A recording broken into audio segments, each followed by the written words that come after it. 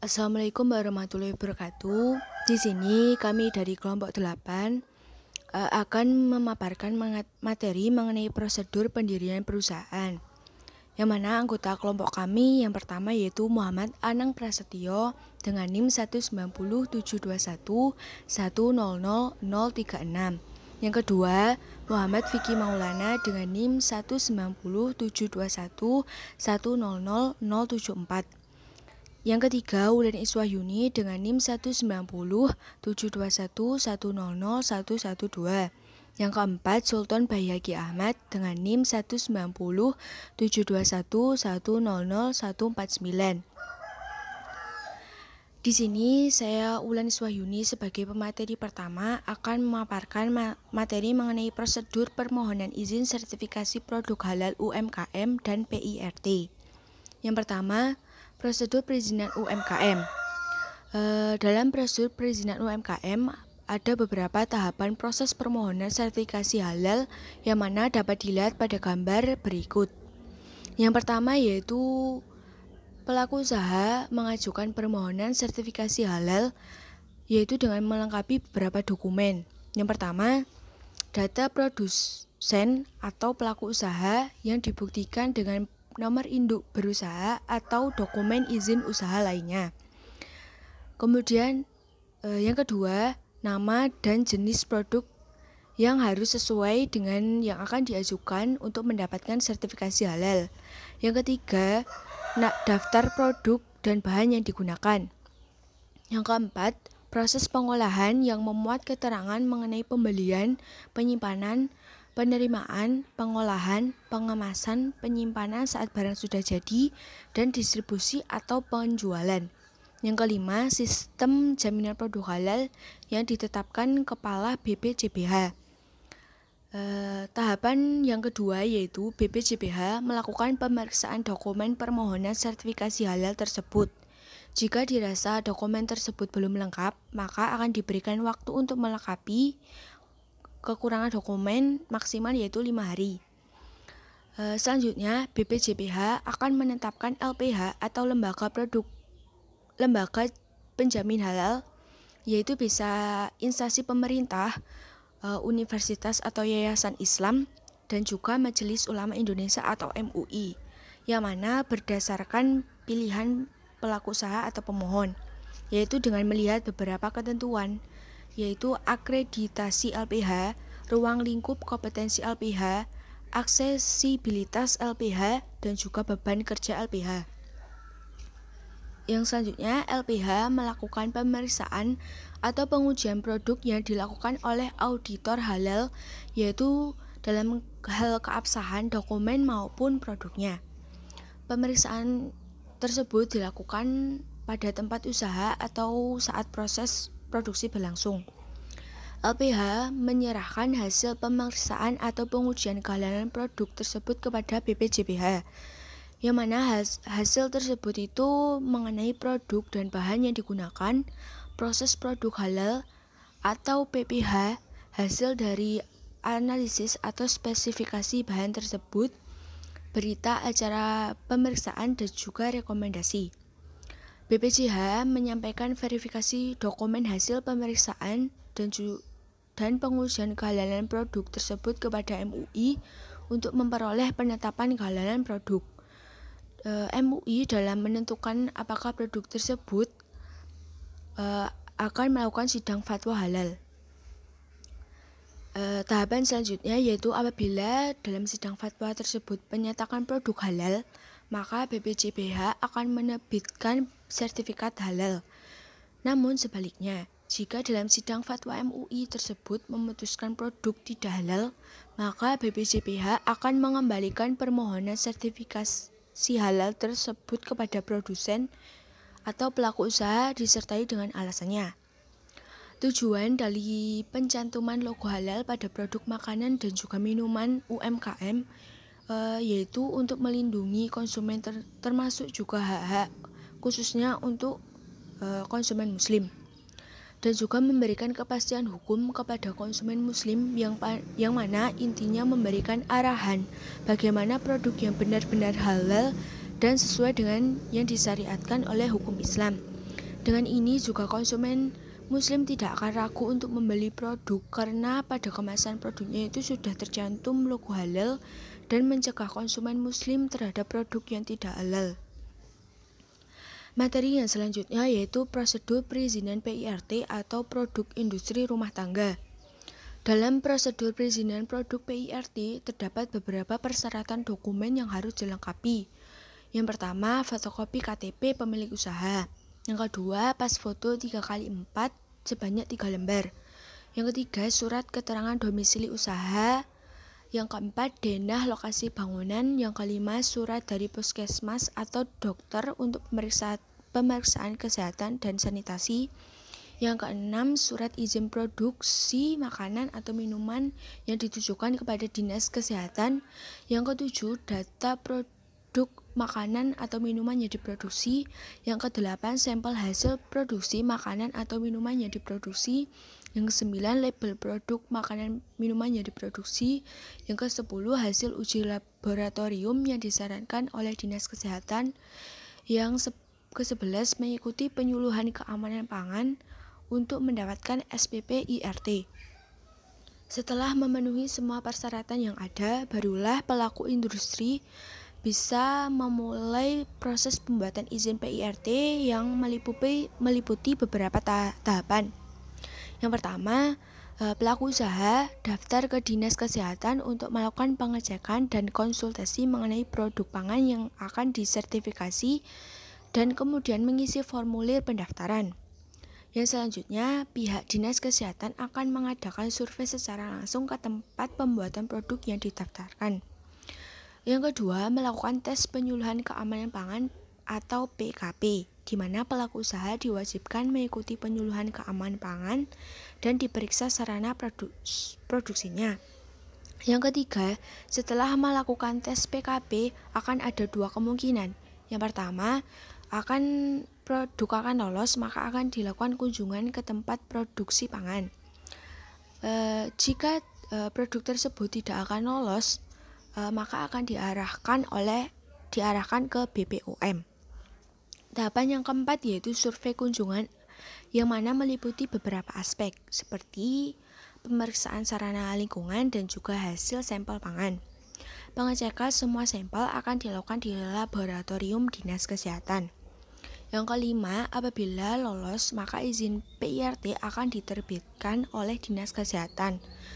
Pihak Dinas Kesehatan akan mengeluarkan dua sertifikat, yaitu sertifikat penyuluhan dan juga sertifikat PIRT.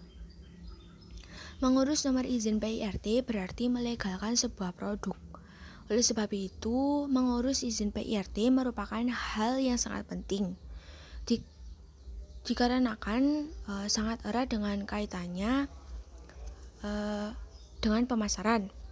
Produk yang telah terdaftar berarti telah mendapatkan izin dari Dinas Kesehatan, yaitu dengan melalui tahap-tahap seleksi dan juga uji laboratorium mengenai keamanan produk. Dengan adanya nomor PIRT, maka produk yang dipasarkan akan memiliki banyak peluang, terutama kepercayaan masyarakat dan juga pasar. Mungkin itu saja yang dapat saya sampaikan. Materi selanjutnya akan dijelaskan oleh pemateri yang bertugas. Selanjutnya yaitu prosedur perizinan IUMK atau izin usaha mikro kecil dan BPOM atau Badan Pengawas Obat dan Makanan. Pertama, prosedur perizinan IUMK atau izin usaha mikro kecil. IUMK merupakan sebuah perizinan terhadap usaha tertentu seseorang dalam bentuk naskah. Perizinan tersebut dilakukan sebagai tanda legalitas terhadap usaha tertentu yang dilakukan oleh pelaku usaha. Prosedur perizinan secara offline. Maka yang harus dilakukan yaitu pertama, harus memenuhi syarat-syarat yang telah ditentukan, yaitu harus mengisi formulir dan melengkapi dokumen persyaratan. Mengisi formulir yang di dalamnya memuat nama, nomor KTP, nomor telepon, alamat, kegiatan usaha, sarana usaha yang digunakan, dan jumlah modal usaha. Kemudian meminta surat pengantar dari RT atau RW mengenai letak atau lokasi usaha. Selanjutnya, fotokopi KTP, fotokopi KK, pas foto berwarna ukuran 4x6 2 lembar. Pemohon membawa persyaratan yaitu formulir yang telah diisi dan dokumen yang diperlukan ke kantor kecamatan setempat. Kemudian pihak camat akan menerima dan memeriksa keseluruhan dari persyaratan-persyaratan yang telah diajukan. Itu apakah sudah lengkap dan benar persyaratan yang telah dibawa. Apabila persyaratan sudah lengkap dan benar, selanjutnya pihak camat akan memberikan naskah 1 lembar IUMK. Namun jika persyaratan masih belum lengkap dan belum benar, maka pihak camat akan mengembalikan persyaratan yang telah dibawa untuk dilengkapi oleh pemohon. Selanjutnya prosedur perizinan secara online. Maka yang perlu dilakukan adalah sebagai berikut. Pemohon harus membuat akun OOS. Langkah-langkahnya yaitu pertama mengunjungi website https://www.oss.go.id. Lalu pilih daftar untuk mendaftar akun yang ada di kanan atas. Mengisi formulir yang telah tersedia di layar. Data diisi sesuai dengan ketentuan yang ada. Kemudian masukkan kode. Pilih daftar yang ada di bawah, kemudian cek email. Membuka email registrasi dari OSS. Dan pilih aktivasi, maka akun di OSS akan aktif. Kedua, masuk ke akun OSS dan mengisi data-data yang diperlukan. Mengecek email yang masuk, membuka email verifikasi dari OSS, melihat password, salin password, kemudian kunjungi website OSS. Untuk masuk, pilih login. Masukkan alamat email pada username. Tempel password yang telah disalin pada isian password. Kode dimasukkan, kemudian pilih login. Pilih perizinan mikro yang berada di menu sebelah kiri.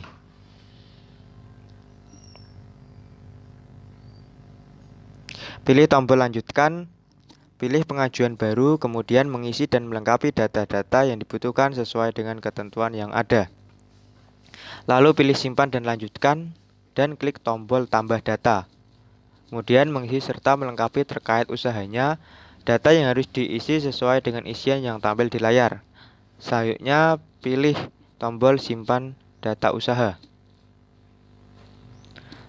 Kemudian mengunduh NIP dan IUMK. Pilih data yang sudah dilengkapi, kemudian pilih simpan dan lanjutkan. Dan pilih data usaha, klik proses NIP, lalu pilih tombol lanjutkan. Kemudian klik tombol NIP untuk menerbitkan NIP, dapat diunduh dan disimpan. Dan klik tombol cetak izin usaha untuk menerbitkan IUMK dan juga dapat diunduh dan disimpan. Selanjutnya yaitu prosedur pendaftaran BPOM atau Badan Pengawas Obat dan Makanan. Peraturan Badan Pengawas Obat dan Makanan Nomor 27 Tahun 2017 tentang pendaftaran pangan olahan. Bab 3. Pelayanan pendaftaran pangan olahan. Pasal 20.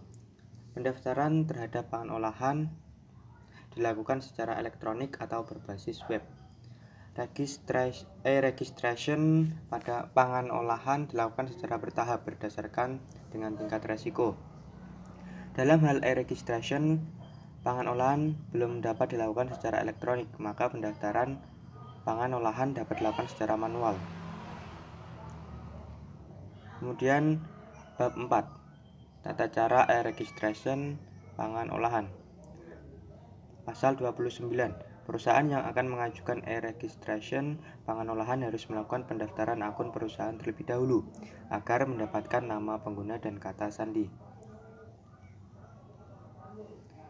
Pasal 30. Ayat 1. Pendaftaran akun sebagaimana yang dimaksud dilaksanakan melalui website BPOM. Ayat 2. Perusahaan harus mengisi data secara elektronik dengan mengunggah data pendaftaran. Ayat 3. Perusahaan yang telah melakukan pendaftaran harus menyerahkan dokumen untuk dilakukan verifikasi. Ayat 4. Dalam hal verifikasi telah dinyatakan lengkap dan benar, maka perusahaan akan mendapatkan nama pengguna dan kata sandi. Kemudian pasal 31 ayat 1. Pendaftaran akun hanya dilakukan satu kali selama tidak ada perubahan data perusahaan. Ayat 2. Dalam hal ada perubahan data, maka perusahaan harus mengajukan pendaftaran variasi. Pasal 32. Dalam hal terdapat perubahan alamat gudang importir untuk pendaftaran pangan olahan yang diproduksi di negara lain dan diimpor ke wilayah Indonesia, maka perusahaan wajib melaporkan perubahan alamat tersebut melalui aplikasi e-registration pangan olahan. Assalamualaikum warahmatullahi wabarakatuh. Perkenalkan, nama saya Muhammad Fikri Maulana selaku materi dari presentasi sebelumnya. Di sini saya akan menjelaskan tentang prosedur pendirian PT atau perseroan terbatas. Nah, untuk materi yang pertama yaitu pengertian perseroan terbatas. Perseroan terbatas merupakan bentuk kerjasama persekutuan modal yang oleh undang-undang diberi status badan hukum, sebagaimana tercantum dalam Undang-Undang Nomor 40 Tahun 2007 tentang Perseroan Terbatas, UU PT Pasal 1 Ayat 1 JO Pasal 7 Ayat 4 yang berbunyi, perseroan terbatas selanjutnya disebut perseroan adalah badan hukum yang merupakan persekutuan modal yang didirikan berdasarkan perjanjian melakukan kegiatan usaha dengan modal dasar yang seluruhnya terbagi dalam saham dan memenuhi persyaratan ditetapkan dalam undang-undang.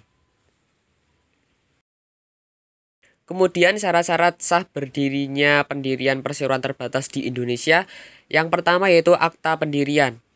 Menurut pasal 7 ayat 1 nomor 40 tahun 2007 tentang PT dikatakan bahwa perseroan didirikan minimal oleh 2 orang atau lebih dengan akta notaris yang dibuat dalam bahasa Indonesia. Yang kedua yaitu pengesahan oleh menteri. Yang dimaksud dengan menteri adalah menteri yang tugas dan tanggung jawabnya dalam bidang hukum dan hak asasi manusia. Ketika mendirikan suatu perseroan terbatas tidak cukup dengan cara membuat akta pendirian yang dilakukan dengan akta otentik, tetapi juga harus diajukan pengesahan kepada menteri guna memperoleh status badan hukum. Yang ketiga yaitu pendaftaran. Perseroan terbatas yang melakukan pendaftaran setelah diperoleh pengesahan dibebankan kepada direksi perseroan, maka dalam Undang-Undang Nomor 40 Tahun 2007 tentang PT ini maka yang menyelenggarakan daftar perseroan setelah diperoleh pengesahan adalah menteri yang memberikan pengesahan badan hukum dan memasukkan data perseroan secara langsung. Kemudian struktur badan hukum organ-organ perseroan terbatas menurut hukum di Indonesia. Yang pertama yaitu RUPS, Rapat Umum Pemegang Saham. RUPS adalah organ perseroan yang mempunyai kewenangan yang mana tidak diberikan kepada direksi atau dewan komisaris dalam batas yang telah ditentukan dalam Undang-Undang Nomor 40 Tahun 2007 tentang perseroan terbatas dan atau anggaran dasar. Yang kedua yaitu direksi. Direksi adalah organ yang menjalankan pengurusan perseroan untuk kepentingan perseroan dan sesuai dengan maksud dan tujuan perseroan. Direksi bertanggung jawab atas pengurusan perseroan. Direksi mewakili perseroan baik di dalam maupun di luar pengadilan. Yang ketiga yaitu Dewan Komisaris.